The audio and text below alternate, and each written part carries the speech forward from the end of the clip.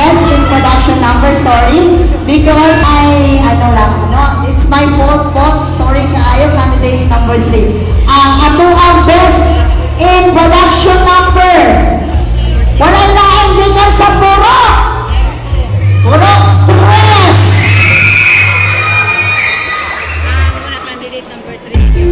3. Representing Purok 3.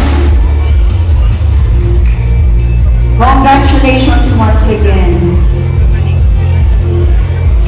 Okay. Sports attire. Purok 2. Representing Purok 2. Best in sports attire. In casual wear.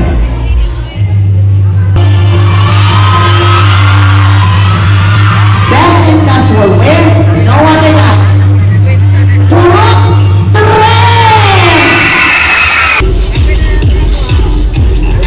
Presenting Purok 3. In talent. Representing Purok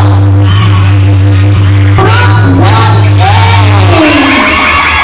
3. Representing Purok 1A. Red word na malagay dito is Purok kasi. So, representing the Purok, right?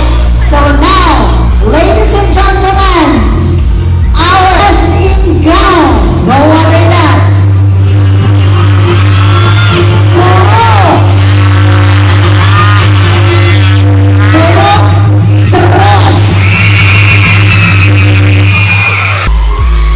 3. Kinsa kaya ang ato ang Mrs. Flawless? And may request honor our second judge, Mrs. Flawless of the night. Other than Purok.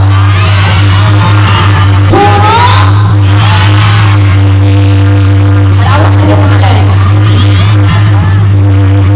There's a match from Purok 1A. Number 3. The last award will be Darling of the Crown. So masagot, padaghanay of fans. Okay. Ay, Purok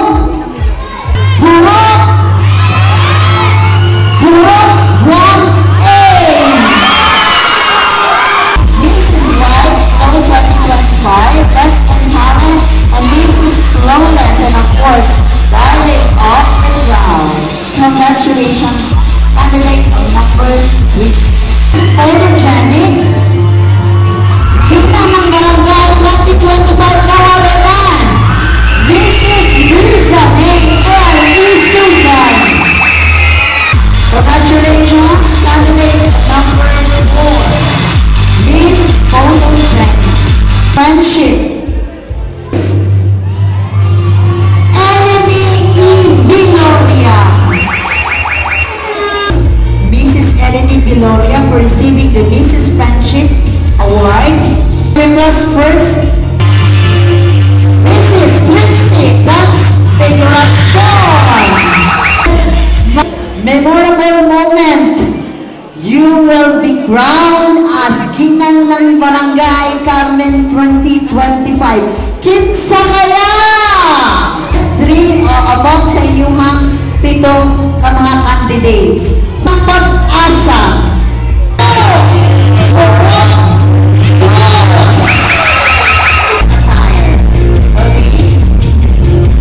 And once again, ang atuwa, Ginak ng Pag-asa 2025.